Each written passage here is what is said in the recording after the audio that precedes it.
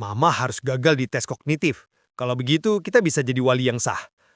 Ini adalah rekaman percakapan asli yang diam-diam direkam oleh Ibu Sari Wulandari, usia 68 tahun. Yang mengucapkan kalimat itu, anak kandungnya sendiri beserta menantu. Bayangkan jika anak yang sudah Anda besarkan 28 tahun dengan susah payah, tiba-tiba merencanakan untuk menjadikan Anda pasien pikun demi merebut rumah seharga 500 juta rupiah. Tapi tokoh cerita kita hari ini tidak tinggal diam.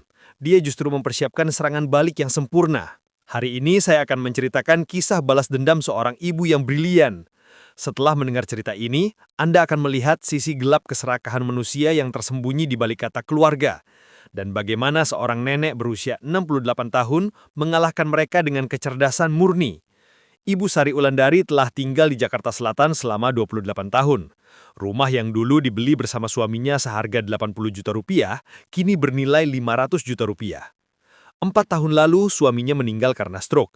Setelah 2 tahun tinggal sendirian, anak laki-lakinya Andi mengajukan usulan. "Bu, bahaya kalau mama tinggal sendiri. Lebih baik tinggal sama kita aja." Saat itu Andi bekerja sebagai kepala bagian di perusahaan swasta, sedangkan istrinya Rina adalah karyawan bank. Keduanya punya pekerjaan yang lumayan, tapi setelah 10 tahun menikah tanpa anak, mereka mulai merasakan tekanan finansial. Tahun pertama berjalan damai. Bu Sari rajin memasak dan mengurus rumah. Andi dan Rina berterima kasih dan sering memberi uang saku. Tapi perubahan mulai terasa musim panas tahun lalu. Suatu malam Bu Sari tidak sengaja mendengar percakapan saat hendak ke kamar mandi. Rina mendesah panjang. "Mas, kita nggak bisa terus begini. Kita juga udah hampir 40 tahun." Andi menjawab, "Tapi Mama kan sehat." Suara Rina menjadi tajam. "Sehat kenapa? Kita mau sampai kapan hidup sambil lihat-lihat? Teman-teman udah pada bebas di rumah sendiri." Waktu itu Bu Sari pikir, wajar saja kalau menantu merasa terbebani tinggal dengan mertua. Bisa dimengerti. Tapi kejutan sesungguhnya datang 3 bulan kemudian. Bu Sari sedang sakit demam beberapa hari. Karena minum obat penurun panas, kepalanya agak pusing. Dalam kondisi setengah sadar, dia mendengar percakapan di ruang tamu. Andi berkata hati-hati, "Rin, aku tadi browsing di internet." Rina penasaran, "Browsing apa?" Andi menjelaskan, "Soal proses diagnosa pikun. Ternyata gampang. Keluarga cerita gejala-gejalanya, terus tes kognitif salah beberapa kali. Selesai." Saat itu tekanan darah Bu Sari langsung naik, tapi nalurinya membuatnya tetap berpura-pura tidur. Rina khawatir, "Tapi Mama kan nggak apa-apa." Andi menjawab dingin, "Tes kognitif itu tergantung kondisi. Kalau stres, konsentrasi pasti turun." Dan kalimat berikutnya mengubah hidup Bu Sari selamanya.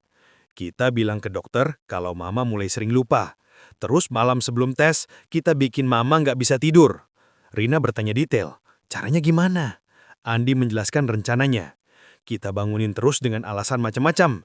Minta air, minta selimut, apa kek. Besoknya pasti nggak konsen waktu tes." Tapi ini baru permulaan saja. Seminggu kemudian, Bu Sari mendengar fakta yang lebih mengejutkan.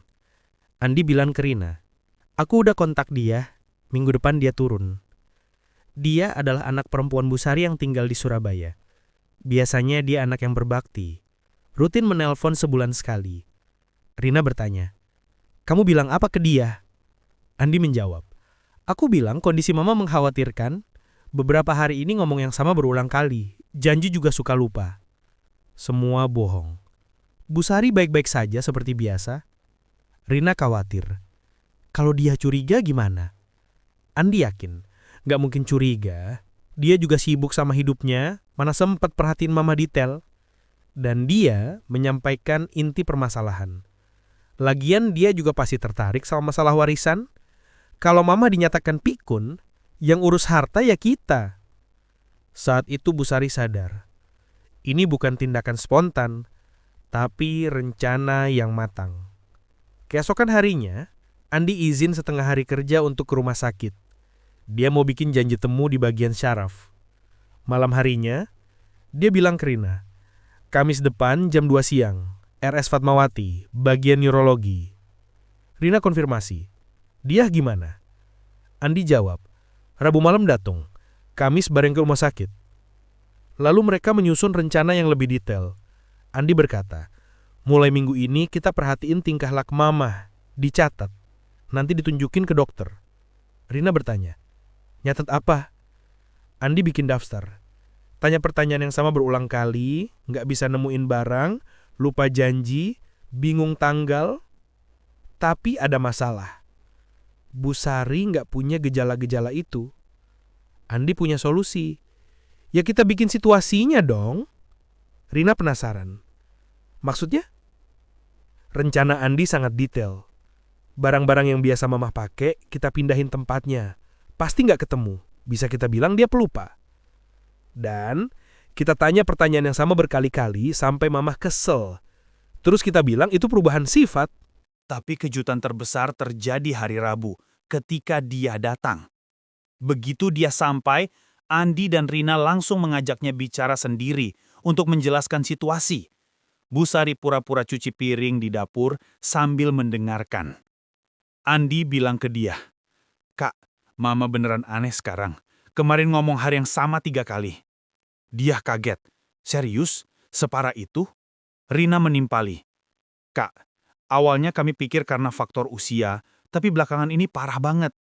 Saat itu, Bu Sari mendengar kalimat yang mengejutkan. Dia berkata, "Berarti bisa jadi emang pikun ya? Mama mertua aku dulu juga gitu di umur segitu. Mama mertua dia memang meninggal karena pikun 5 tahun lalu." Andi tidak melewatkan kesempatan. "Makanya, kami mau bawa Mama ke dokter. Bagus kalau kakak ikut." Dia setuju. Ya harus dong. Kesehatan Mama yang utama. Dan percakapan selanjutnya membuat hati Bu Sari beku total. Dia bertanya praktis. Kalau emang beneran pikun, di rumah pasti susah ngurusnya. Andi sudah siap jawab. Sepertinya harus di panti jompo khusus. Kakak di Surabaya, kita juga kerja berdua. Dia mulai hitung-hitungan. Biaya panti berapa? Rina jawab, sekitar 3 juta per bulan. Untung pensiun Mama 2,5 juta. Dia lega. Ya udah, nggak terlalu berat. Lalu dia tanya pertanyaan kunci. Rumah gimana? Andi hati-hati menjawab. Sementara kita yang jaga. Nanti lihat situasi. Dia tanya spesifik. Warisan gimana? Mama udah bikin surat wasiat belum? Rina jawab. Kayaknya belum ada. Dia usul. Ya udah, kita tentuin sendiri dulu. Rumah buat Andi, aku dapet tabungannya. Bu Sari merasa dunia runtuh. Anak kandungnya sendiri mau jadiin dia pasien pikun buat bagi-bagi harta. Tapi kejutan yang lebih besar masih menunggu. Bagian 4. Rencana sempurna.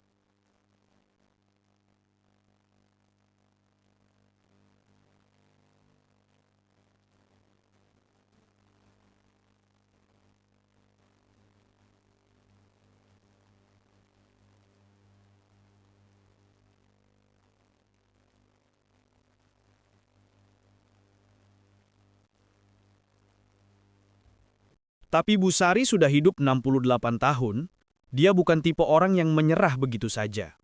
Malam itu Bu Sari mulai menyusun rencana sendiri. Pertama, dia belajar fitur rekam suara di HP, minta tolong tetangga untuk ngajarin. Selama beberapa hari, dia rekam semua percakapan Andi, Rina, dan dia. Berikutnya, dia ke bank, cek rekening sendiri. Tabungan 120 juta, deposito 80 juta. Lalu ke BPN, cek sertifikat tanah. Untungnya, rumah atas nama dia sendiri. Dan langkah paling penting, dia datang ke kantor pengacara. Semua situasi dia ceritakan ke pengacara. File rekaman juga dia putar. Pengacara kaget. Ini jelas upaya perebutan harta. Bisa dilaporin pidana. Bu Sari tanya, saya harus gimana? Pengacara beri saran, lindungi harta dulu dan kumpulin bukti lebih banyak. Busari ikuti saran pengacara. Hari Senin, sebelum tes MRI, Busari sudah siap siaga. Hasil tes normal. Tes neuropsikologi juga dapat skor di atas rata-rata. Andi dan Rina bingung, kok bisa gini? Tapi Busari sudah siapkan langkah berikutnya. Selasa Busari keluar rumah, bilangnya mau lihat rumah baru. Sebetulnya, dia ke kantor polisi lapor dengan rekaman dan bukti-bukti. Sorenya dia ketemu wartawan, reporter koran lokal, dikenalkan tetangga. Rabu pagi, berita keluar di koran. Anak kandung paksa ibu berusia 68 tahun jadi pasien pikun. Berita memuat sebagian rekaman dan wawancara Busari. Andi baca koran dalam perjalanan kerja, hampir pingsan. Rina di bank kena tatapan rekan kerja seharian. Dia buru-buru naik dari Surabaya. Tapi balas dendam Busari belum selesai. Kamis, Busari keluarkan kartu terakhir. Dia datang ke Andi dengan kontrak jual beli rumah. Rumah udah dijual. Andi shock. Mama, apa maksudnya? Busari tenang. Dijual 450 juta, minggu depan pindah. Rina nangis minta maaf. Mama, kami salah, maafin ya. Busari bilang terakhir kali. Maaf, anak yang mau jadiin maknya sendiri pasien pikun minta maaf. Dia nyalain recorder. Percakapan kalian semua udah saya rekam. Polisi juga udah tahu. Sebulan kemudian, Andi kena sanksi di kantor. Setelah berita keluar, perusahaan diam-diam minta dia mengundurkan diri. Rina harus keluar dari bank. Di dunia perbankan, kepercayaan adalah segalanya. Dia di Surabaya dijauhi teman-teman. Bagaimana nasib Busari? Dia hidup tenang di apartemen kecil yang baru dibeli. Dengan total aset 530 juta rupiah, dia hidup berkecukupan. Kesehatannya malah membaik. Tanpa stres, tekanan darah normal, tidur pun nyenyak. Yang terpenting, Busari berhasil mempertahankan martabatnya. Dia tidak menyerah pada keserakahan yang dibungkus kata keluarga. Di usia 68 tahun, dia tidak menyerah dan justru menang melawan mereka. Kalau Anda mengalami ketidakadilan, beranilah seperti Busari. Usia hanya angka. Yang penting adalah semangat pantang menyerah. Sampai jumpa minggu depan di Kisah di Balik Kebenaran dengan cerita menarik lainnya. Subscribe, like, dan ceritakan pengalaman Anda di kolom komentar.